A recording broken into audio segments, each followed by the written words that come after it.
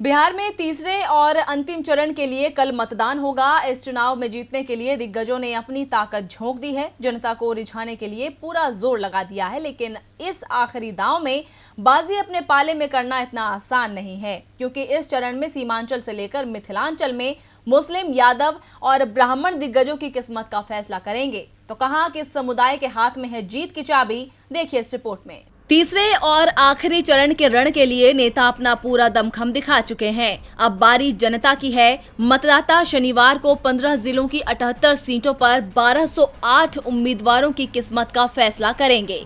इस चरण में मुस्लिम बहुल सीमांचल, यादव बहुल कोसी और ब्राह्मण बहुल मिथिलांचल की सीटों पर मतदान होना है।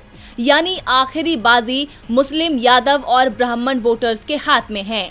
आंकड़ों को देखें तो सीमांचल के 4 जिलों में 24 विधानसभा सीटें आती हैं, जहां मुस्लिम मतदाता अहम भूमिका में हैं। इन 4 जिलों में किशनगंज में करीब 70, अररिया में 42, कटिहार में 43 और पूर्णिया में 38% मुसलमान हैं। सीमांचल की 14 सीटों पर एआईएमआईएम ने अपने प्रत्याशी उतारे हैं, तो महागठबंधन की तरफ से आरजेडी ने 11, कांग्रेस 11, भाकपा माले 1 और सीपीएम 1 सीट पर चुनाव लड़ रही है। वहीं एनडीए की ओर से बीजेपी 12, जेडीयू 11 और हम 1 सीट पर चुनावी किस्मत आजमा रही है।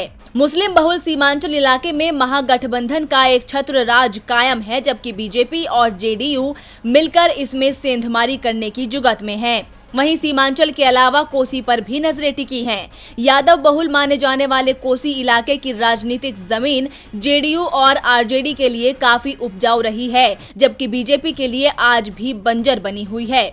यहां कुल 13 विधानसभा सीटें हैं।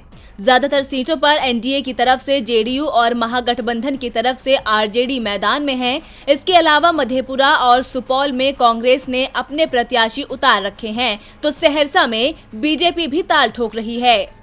यहाँ पप्पू यादव भी तीसरी ताकत के रूप में मैदान में हैं। बिहार के तीसरे चरण में मिथिलांचल भी अहम भूमिका में है। मैथिल ब्राह्मण 25 से 35% के बीच हैं। इसके अलावा यहाँ मुस्लिम और यादव मतदाता भी काफी अच्छी संख्या में हैं, जो यहाँ की जीत हार में अहम भूमिका अदा करते हैं। इन आंकड़ों से साफ है कि तीसरे चरण में दिग्गजों की जीत की चाबी मुस्लिम, यादव और ब्राह्मणों के हाथ में है। अब देखना होगा कि ये वोट बैंक किसके खाते में जाता है। डीबी लाइव की रिपोर्ट।